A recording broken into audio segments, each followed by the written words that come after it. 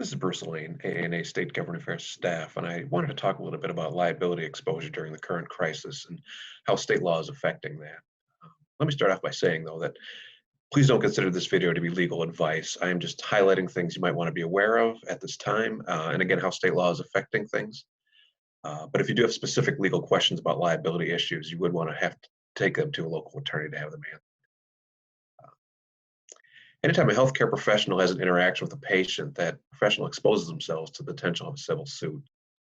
As a healthcare professional, this is something that you're just used to dealing with. But in a time of national crisis, where many of you are being asked to step up and take on new roles or work in new locations or take on higher risk patients, the threat of a lawsuit takes on new meaning.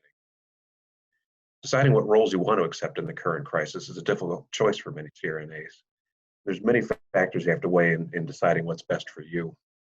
Unfortunately, the possibility of getting sued is one of the factors that you have to consider. That's why we've been pleased to see that some of the states are stepping up during this time and are providing some protections for healthcare professionals that are getting involved in helping to address the COVID crisis. So I just want to take a few minutes to talk about coronavirus-related liability protections we're seeing and try to explain what they might mean to you. So when you're thinking about liability protections, there's a few questions you want to consider. First of all, has my state actually done anything? Secondly, for what healthcare interventions would I be protected? And third, what limits are there on the protections? So in terms of what your state has done, if you've seen the previous videos, we've talked about this before, it's a very complicated time for us to stay on top of what states are doing. So it's hard for us to always know for certain what states are doing, and especially when we're talking about these liability issues. But to the best of my knowledge, under a dozen states have actually put in COVID-related liability protections since the crisis started. These are usually done by executive order by the state's governor. So the state governor will sign an executive order creating some sort of civil protection for healthcare providers. I'm not going to go through the details of all states that I'm aware of, but I do again want to direct you to our ANA state government COVID-19 resource page, because anything that I'm aware of, I've put on that page. So you can go to state by state list. You can look at your state and see if there's anything that we know about for your state. But again, it's about a dozen states that have put it in. So that means the majority of states do not have protections in place. For the ones we have seen, what sort of interventions are usually covered by these orders? The executive order might say that providers are protected directly in the course of providing medical services in response to the COVID-19 outbreak. Or it might say something like healthcare professionals get protections when acting to provide medical services in support of the state's public health emergency. So think about that second one. What does that actually mean if you're providing services in support of the public health emergency? Obviously, if you're treating a COVID-19 patient, that could count. But what if you were working for somebody so that other person could then go and treat COVID patients? Would that count as being in support? We don't really know. There's gray areas here. These terms aren't necessarily clearly defined. So anytime there's a gray area like that in a legal term like that, it typically goes down to the courts to decide what it means. And that's something that can take months or years before the questions get settled. So obviously the crisis hopefully will be over by that point.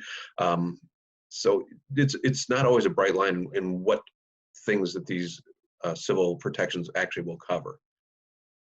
What sort of limits are there in the liability protections? Again, protections aren't absolute. They don't give a blanket protection against being sued. Each state will create exceptions. So the order might say that you get civil protection so long as the healthcare provider acts as an ordinary, reasonable, and prudent healthcare provider would act under similar circumstances. But again, what does that mean? We're kind of in uncharted waters right now in terms of what healthcare providers are doing. So how can we say what a reasonable healthcare provider would do in similar circumstances if healthcare professionals have never before been in these similar circumstances? Other executive orders might say that there is an immunity from civil liability for something like gross negligence or reckless or willful misconduct, or that immunity doesn't extend to acts or omissions that constitute a crime or fraud or malice or willful misconduct. So as an attorney, when we see terms like gross negligence and willful misconduct, these are not absolute terms. We don't have bright line definitions of what those things mean. Determining if any action falls into those categories, again, usually comes down to a court, and a court will analyze facts and circumstances to decide whether or not something that a provider did counts as willful misconduct or gross negligence or one of these other terms. So even if you as a practitioner believe that your actions aren't improper, you may still have to defend that in a court should a plaintiff allege that your actions fell into one of these categories.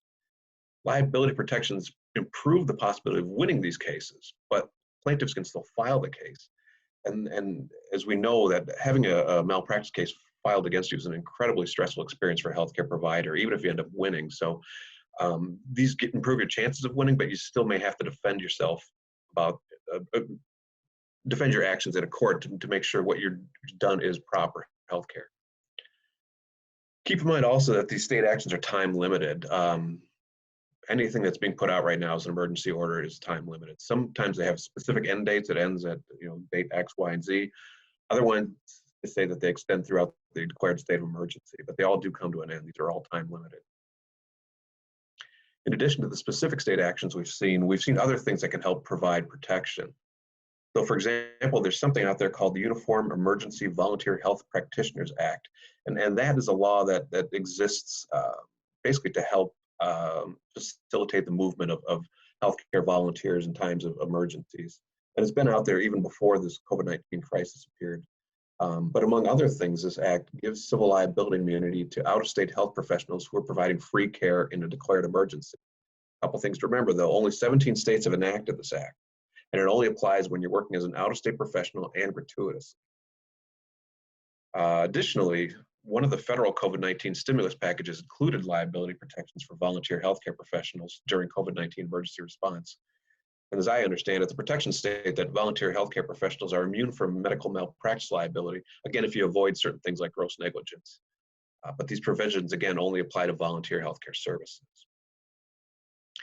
So my suggestion to you at this time, not legal advice, but just a suggestion, is whatever steps you were taking previously to protect yourself from liability, you're going to want to consider continuing to take those steps.